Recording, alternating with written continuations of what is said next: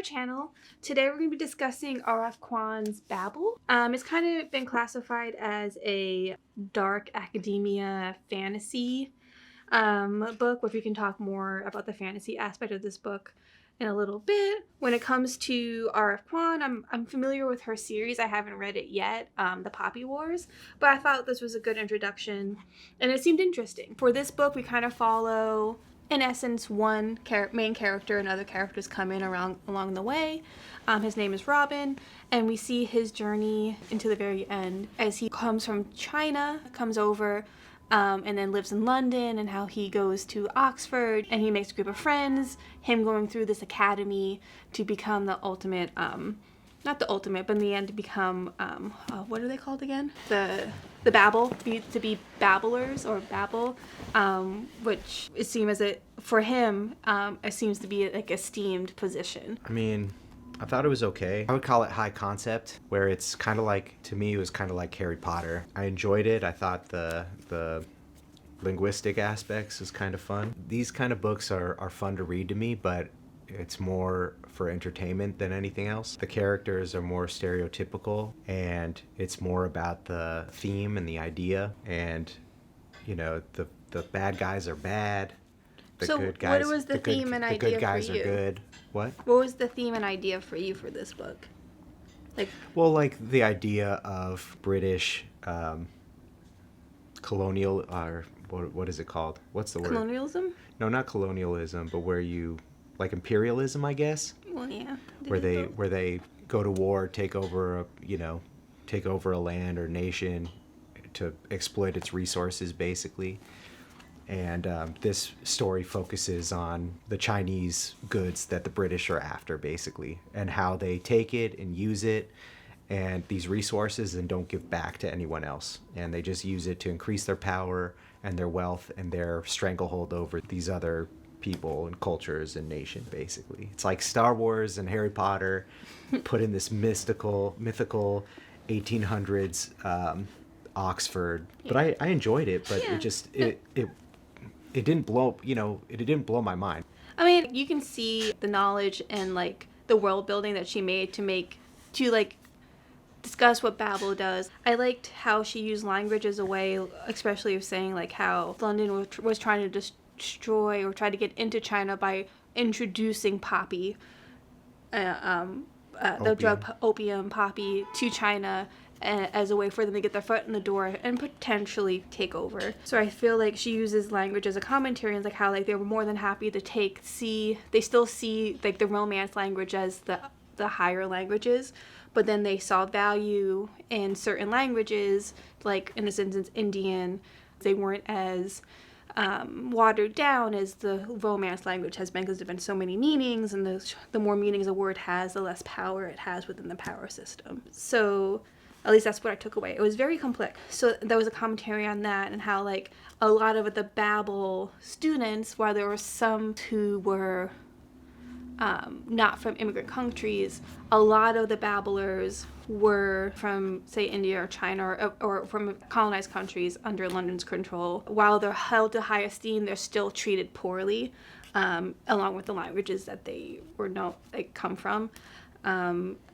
And then all of it was men, and it was only, I think, a commentary to only a couple women were allowed to come into the Babel. So it was like I think it was like also commentary on that. But I feel like overall, I think it was an interesting take on colonialism, imperialism, also racism. And like at the end of this book, it was kind of left as like there is a war or a call to action, because it also talks about classism as well, which she speaks of too, as part of their trying to show what the country is doing to China. They try to show, like, or at least bring in to help them with their activism, like the local workers who are going on strike because they feel like the magic system, and probably commentary on immigrants, the magic system was taking away their work.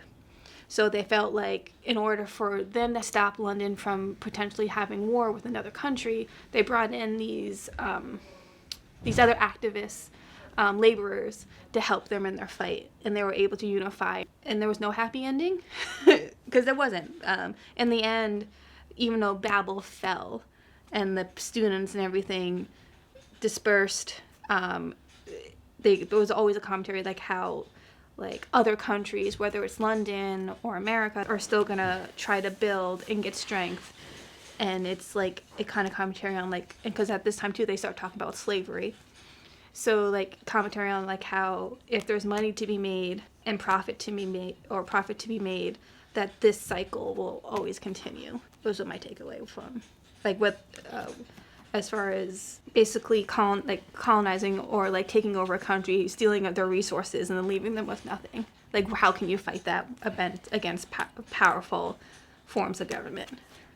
So who would you recommend this to? I think if you want something like a fictional magical book, but it has social commentary in it, I think you should definitely give it a read. I think it kept me entertained, and like, especially like, for example, Robin and his father. The father was like, I believe a nut job, who was just having bastard children with women, and I think he had 2 sons. One son, which was deemed unsuccessful, so in my opinion, he went to have another son in China, so he can produce this extreme linguist to help him on his quest. So like I feel like it's just, I don't know, it's interesting. I liked it, and I would recommend to anybody who likes like you said, like high concept fiction with a little bit of magic. So the writing's really good for what it is. You know, like if you're gonna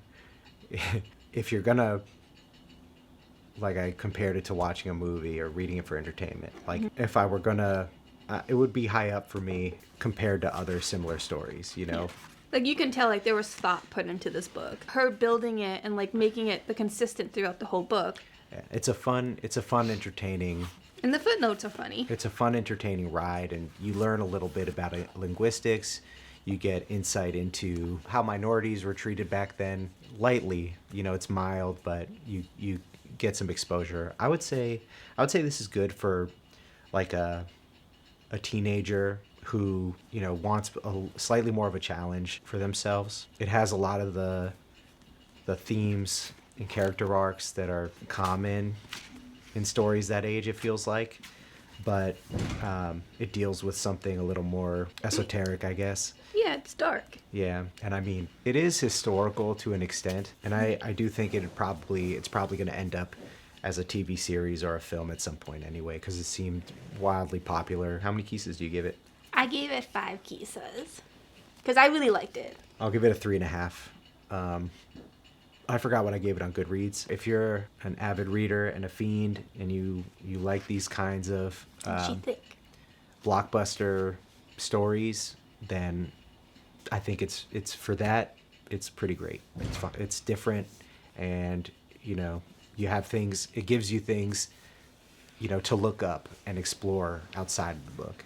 You know, like you might hear about some kind of snack or food that they eat, or you might hear about a building or an area that you want to, you know, you're interested in because you're learning about it and getting exposure to it from the book, and you want to look into it more and learn more. I love stories like that, you know, especially when they refer to, like, not this one in particular, but, you know, when they reference a song or another author or a film or something like that I'd never heard of, and I like, after reading, you know, finishing the book, going back and looking all of it up, and, you know, sometimes it takes you on another path. Yeah, so I'd definitely give it a read, and I think I'll definitely... Would you read any other of her books? No, not really interested. Okay. That could change. He may change his mind. That could change in the future, but yeah. Nice. Thank you for stopping by. Yeah, we got another one coming, so stay tuned.